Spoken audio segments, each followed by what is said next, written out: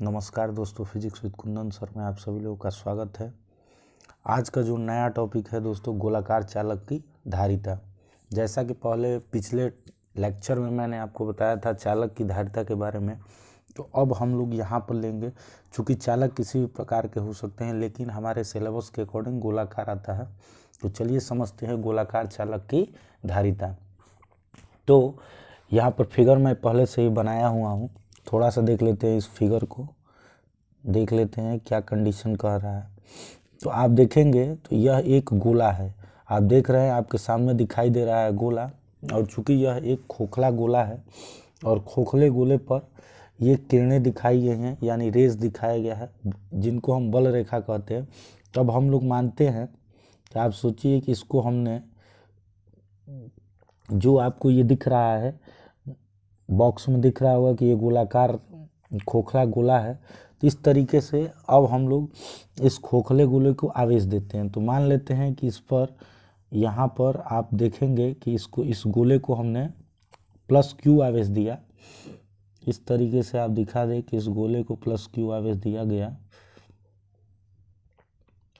जब इस गोले को प्लस क्यू आवेश दिया जा रहा है, तो किस गोले को जैसे ही क्यू आवेश दिया जाता है, यह आवेश पूरी तरह से क्या होता है दोस्तों, पूरी सरफेस पे क्या होता है, फैल जाता है। यानी जैसे ही क्यू आवेश दिया गया इस गोले को, यह आवेश पूरी तरह से सरफेस पे फैल गया। चूंकि यह गोला एक चालक है और चालक की प्रॉपर्टी होती है कि जैसे ही आवेश दिया जाता है तो वह आवेश चालक के ऊपरी सरफेस पे पूर्ण रूप से फैल जाता है।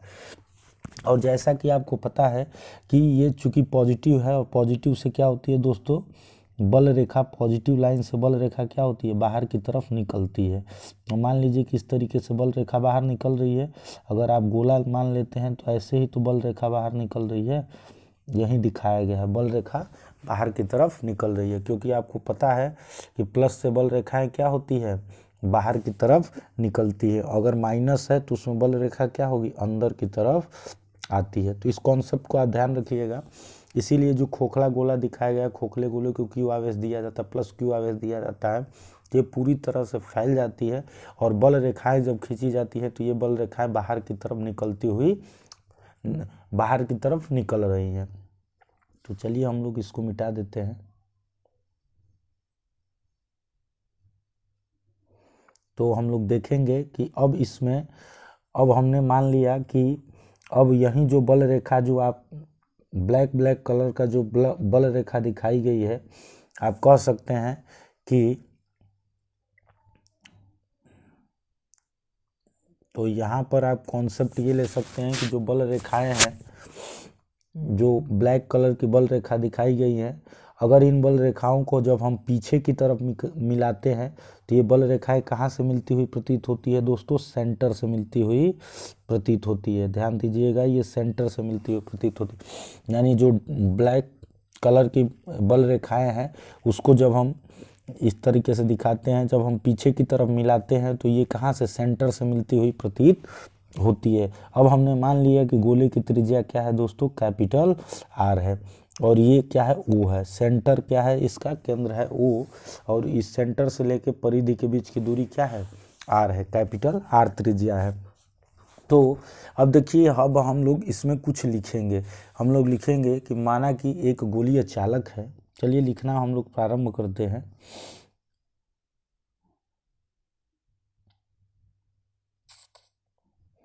लिखेंगे हम लोग,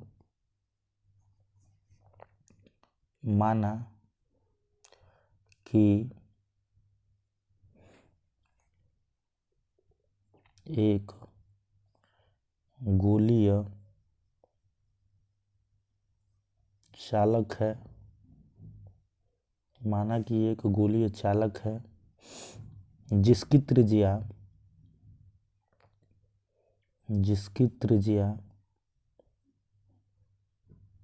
कैपिटल आर है, जिसकी त्रिज्या कैपिटल आर है। अब देखिए, इस चालक को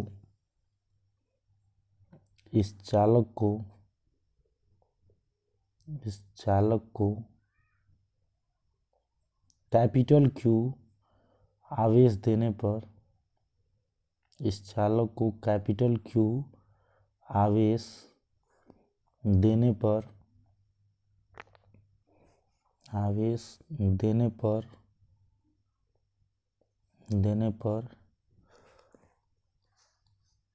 यह आवेश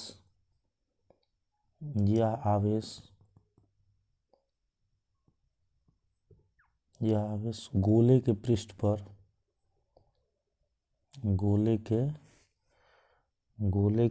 पर पृष्ठ पर एक समान रूप से फैल जाता है, एक समान रूप से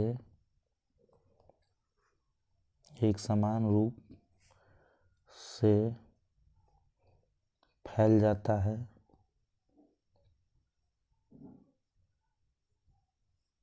एक समान रूप से फैल जाता है,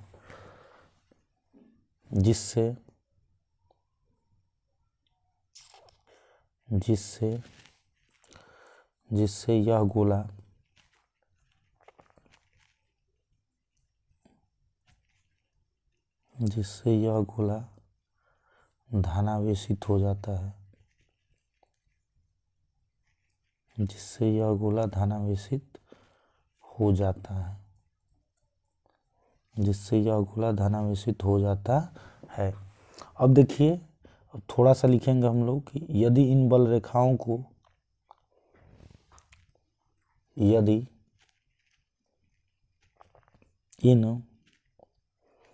वैद्युत बल रेखाओं को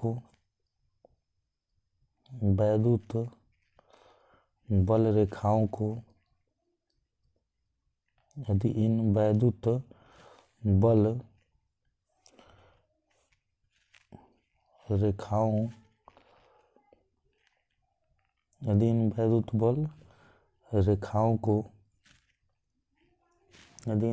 बल रेखाओं को पीछे बढ़ाया जाए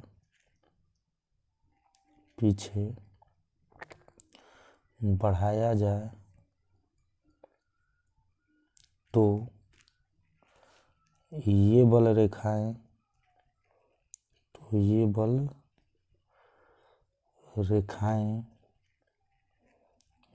रेखाएं ऐसे प्रतीत होती हैं,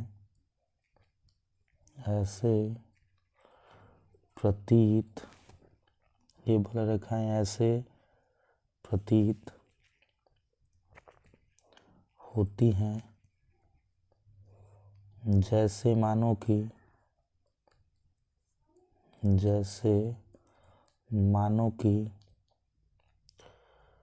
संपूर्ण आवेश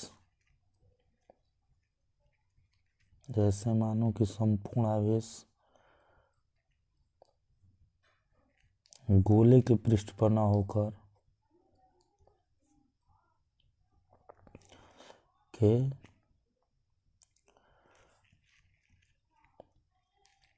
गोले के पृष्ठ पर न होकर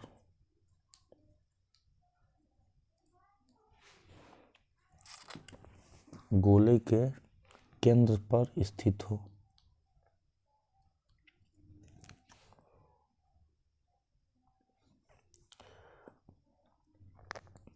गोले के केंद्र पर स्थित हो।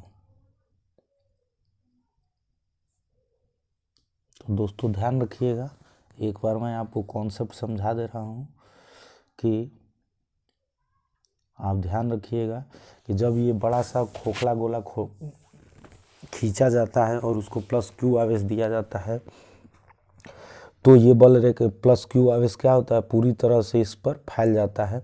और जब इस पर बल रेखाएं खींची जाती है और इन बल रेखाओं को पीछे की तरफ मिलाते हैं, तो यह कहाँ से मिलती हुई प्रतीत होती है, केंद्र पर मिलती हुई प्रतीत होती है। और यह गोला ऐसे बिहेव करता है जैसे कि संपूर्ण आवेश गोले के पृष्ठ पर न होकर कहाँ स्थित हो दोस्तों, गोले के केंद्र पर स्थित हो। इसलिए अब हम लोग गोले के केंद्र से r दूरी पर स्थित क्या लिखेंगे, गोले के पृष्ठ पर क्या निकालेंगे, विभव निकालेंगे। यानी गोले के केंद्र से r दूरी पर स्थित गोले के पृष्ठ पर हम लोग विभव निकालेंगे। तो चलिए विभव निकालते हैं। लिखेंगे अतः गोले के पृष्ठ पर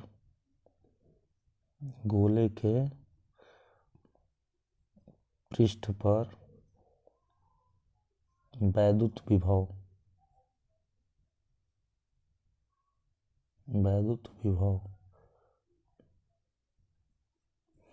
गोले के पृष्ठ पर वैद्युत विभव। अब देखिए गोले के पृष्ठ पर वैद्युत विभव कितना होगा, आपको पता होगा कि V इक्वल्स टू होता है फॉर्मूला 1/4πε0 और Q/R, तो कैपिटल Q हम लोग माने हैं और इसको कैपिटल R माने, तो ये इक्वेशन हो गया एक। अब V इक्वल्स टू 1/4πε0 Q/R होता है, तो Q की जगह कैपिटल Q और स्मॉल r की जगह कैपिटल R हम लोग माने हैं गोले में। अब लिखेंगे चूंकि C इक्वल्स टू क्या होता है दोस्तों, Q/V होता है, ये कल ही मैंने आपको पढ़ाया था कल के टॉपिक में। तो चलिए अब लिखते हैं कि V का मान समीकरण 2 में रखने पर, V का मान समीकरण 2 में रखने पर, तो जो V की वैल्यू अगर आप समीकरण 2 में रखोगे तो C इक्वल्स टू क्या हो जाएगा, Q/V, V की जगह क्या होगा 1/4πε0 कैपिटल Q क्या हो जाएगा दोस्तों, R। देखिए इस Q से Q कैंसिल हो गया, तो आपके पास बचा क्या, आपके पास बचा ये R ऊपर जाएगा यानी 4πε0 इंटू R। तो देखिए फॉर्मूला निकल कर आ गया C equals to 4πε0 into R, यानी गोलाकार चालक की धारिता कितनी हो गई दोस्तों, C equals to 4πε0 into R। इतना आपको पता हो गया। तो अगर आपसे क्वेश्चन पूछता है कि गोलाकार चालक की धारिता बताइए, तो C इक्वल्स टू क्या हो जाएगा 4πε0 इंटू R। अगर आप देखना चाहते हैं इसको, तो चूँकि आपको पता ही होगा कि 1/4πε0 की वैल्यू जो होती है 9 × 10 के ऊपर 9 होगा, N2 क्या हो जाएगा R। ये आंकिक प्रश्नों को हल करने की काम आएगा। इक्वेशन नंबर हो गया 4।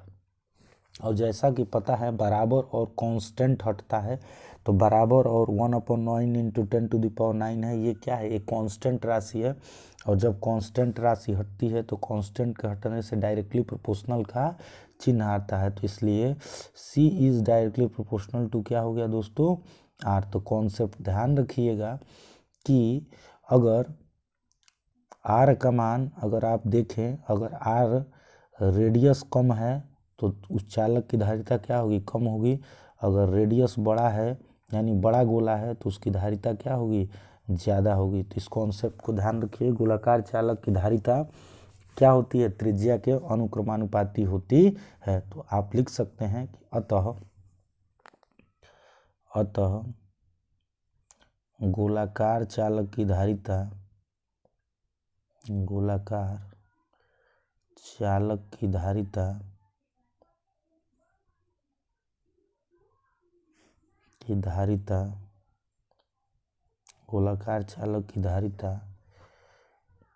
त्रिज्या के अनुक्रमानुपाती होती है,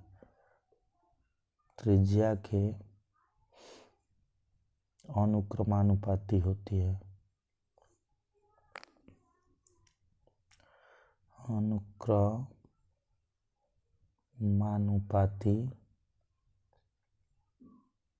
अनुक्रमानुपाती होता है। तो बस आपके गोलाकार चालक की धारिता कॉन्सेप्ट क्लियर हुआ।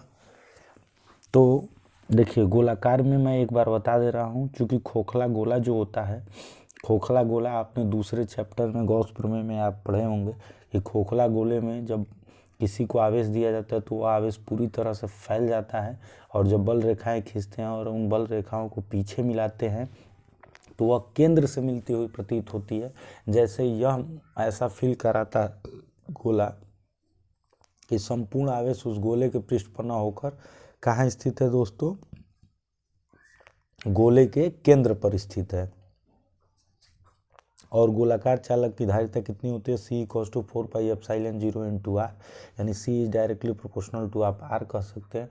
यानी अगर गोला छोटा होगा तो धारिता छोटी होगी, धारिता कम होगा, अगर गोला बड़ा होगा तो उसकी धारिता क्या होगी, ज़्यादा होगी। और धारिता का मतलब क्या होता है, आवेश ग्रहण करने की क्षमता, यही होता है।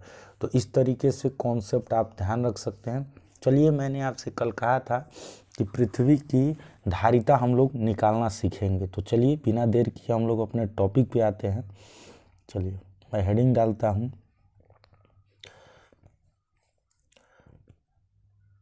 पृथ्वी की धारिता ज्ञात करना। पृथ्वी की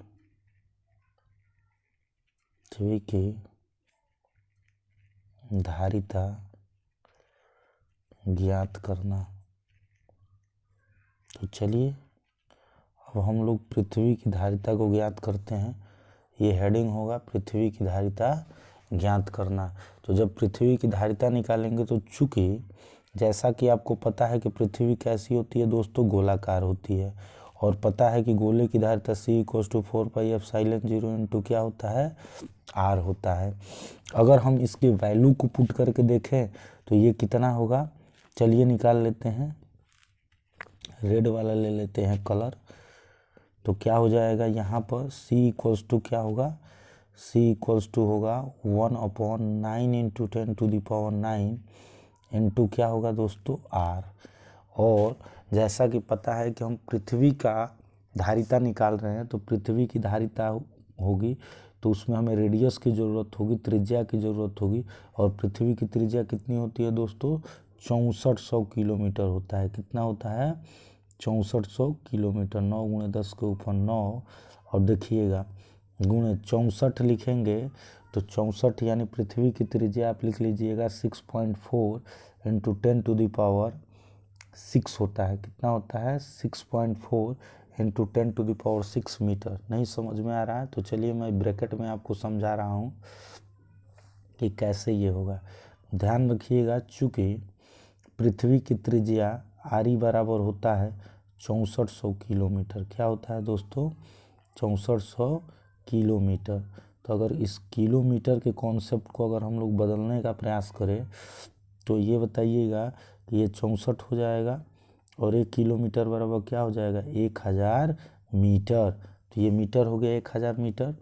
तो अगर हम लोग इसको बदलने चाहें, अगर हम लोग इसको बदलें तो 1 2 3 पावर 1000 में और 2 पावर इसका, तो ऐसे हम लोग लिख सकते हैं 6.4 × 10⁻, 3 0 1000 का और इसमें 2 0 है और 1 दशमलव लगा है तो ये 6 मीटर। इस तरीके से ध्यान रखिएगा, पृथ्वी की त्रिज्या 6.4 × 10⁶ मीटर होती है। तो वही मैं लिखा हूँ यहाँ पर। तो चलिए अब 6 पावर से 6 पावर कैंसिल हो गया तो कितना बचा, 1/9 × 10 के ऊपर क्या बचा, 3 और ऊपर बचा 6.4। तो चलिए देखते हैं, वह इसको हल करते हैं। तो यहाँ से ऊपर जाएगा 6.4 और बटे 9 × 10 के ऊपर क्या बचेगा दोस्तों, -3 होगा। अब आगे इसको सॉल्व करते हैं, डिवाइड करेंगे तो 9 7 63, तो 0.7, फिर 1 होगा 9 × 9 9 × 9 गुणे 10 के ऊपर क्या हो जाएगा, -3 है ये। अब देखिए इस 700 जो है, इस 700 0.711 है, इसको हम 711 × 10 के ऊपर -3 लिख सकते हैं। और 10 के ऊपर -3 पहले से ही प्रेजेंट है, तो इसको अगर आप लिखेंगे तो घातांक के रूल से जब आधार समान होता है तो हम उसके पावर को क्या करते हैं, जोड़ देते हैं। तो 3 3 6। तो आप बताइए, ये हो गया फैरेड, क्योंकि धारिता का मात्रक तो फैरेड ही होता है। और ध्यान दीजिएगा 10⁻⁻6 फैरेड को हम क्या कहते हैं दोस्तों, माइक्रो कहते हैं। क्या कहते हैं, माइक्रो, यानी 711 माइक्रो फैरेड। देखिए आ गया। तो आप सोचिए कि पृथ्वी इतनी बड़ी है, पृथ्वी जो है सबसे बड़ी है ऑब्जेक्ट, यानी पृथ्वी आप देख रहे हैं कितना बड़ा है, जिसका रेडियस 6400 किलोमीटर है। तो उसकी धारिता कितनी है, 711 माइक्रो फैरेड। तो आप सोच सकते हैं कि पृथ्वी खुद इतनी बड़ी है, तो पृथ्वी पर स्थित कोई भी ऑब्जेक्ट होगा तो उसकी धारिता क्या 1 फैरेड हो सकती है। कभी कभी आपको क्वेश्चन देता है कि एक वस्तु है जिसकी धारिता 1 फैरेड है, क्या हम उसे स्टील की अलमारी में रख सकते हैं, तो बिल्कुल नहीं रख सकते हैं। क्यों? क्योंकि चूंकि पृथ्वी खुद ही अपने आप में इतनी बड़ी है, तो उसकी धारिता 711 माइक्रो फैरेड में है। तो क्या 1 फैरेड की कोई वस्तु जो होगी वो क्या होगी, पृथ्वी से काफ़ी बड़ी होगी। तो जब पृथ्वी से काफ़ी बड़ी होगी तो उसको हम लोग कैसे एक स्टील की बड़ी सी अलमारी में रख सकते हैं, तो बिल्कुल ही नहीं रख सकते हैं।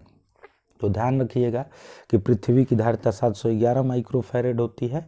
और जितने भी आप क्वेश्चंस लगाएंगे उसमें जो भी क्वेश्चन दिया होता है चालकों की धारिता वो फैरेड में न देकर किस में देता है, माइक्रो में, पीको में और नैनो में। और इनके कन्वर्जन को मैं कल के लेक्चर में बताया हूँ। अगर आप ये लेक्चर देख रहे हैं और इससे पिछला वाला लेक्चर नहीं देखे हैं तो पहले उस पार्ट फर्स्ट को देखें, फिर पार्ट सेकंड को देखें। क्योंकि अगर बारी बारी से एक पहले लेसन के बाद दूसरा, दूसरा, तीसरा, ऐसे ऐसे सीरीज में आप देखेंगे तो आपको कहीं भी प्रॉब्लम फेस नहीं करना पड़ेगा।